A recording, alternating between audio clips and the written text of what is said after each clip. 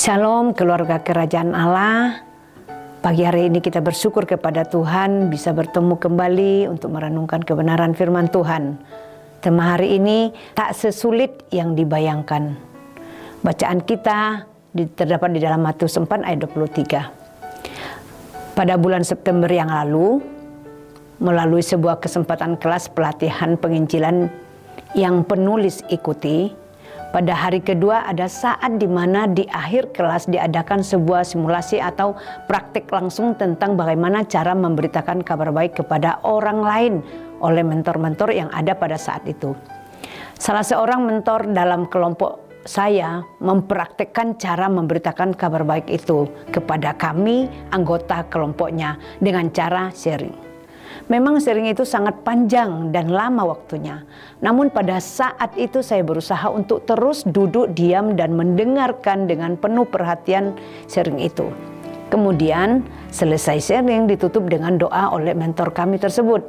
Sepanjang saya mengikuti sharing tersebut dari awal sampai akhir, saya berpikir bahwa memberitakan kabar baik kepada orang lain ternyata tidak sesulit yang dipikirkan.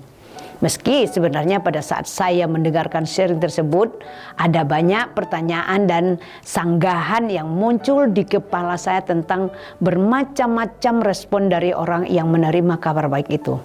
Tapi ketika saya berusaha untuk bertanya kepada mentor kami, tiba-tiba Roh Kudus berkata dalam hati dan pikiran saya, "Dengarkan saja dulu sampai selesai. Jangan bertanya apapun."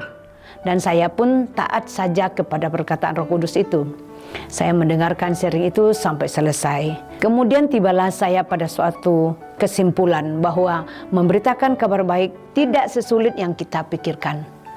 Memang pasti akan ada orang-orang yang tidak suka dan acuh dengan kabar baik tersebut. Tapi ingatlah bahwa bagian kita hanyalah membuka mulut dan memberitakan kabar baik itu kepada mereka. Selanjutnya adalah bagian Roh Kudus untuk menjamah hati dan pikiran mereka untuk mau menerima Yesus sebagai Tuhan dan Juru Selamat pribadi. Mari menjadi hamba-hambanya yang mau membuka mulut untuk memberitakan kabar baik kepada semua orang. Lakukan bagian kita, selebihnya adalah bagian Roh Kudus untuk mempertobatkan mereka sehingga mereka dapat menerimanya sebagai Tuhan dan Juru Selamat pribadi dalam hidup mereka. Amin. Tuhan Yesus memberkati kita. Jika Bapak Ibu terberkati oleh renungan kita hari ini, silakan bagikan ke orang-orang yang ada sekitar Bapak Ibu. Silakan like, comment, subscribe.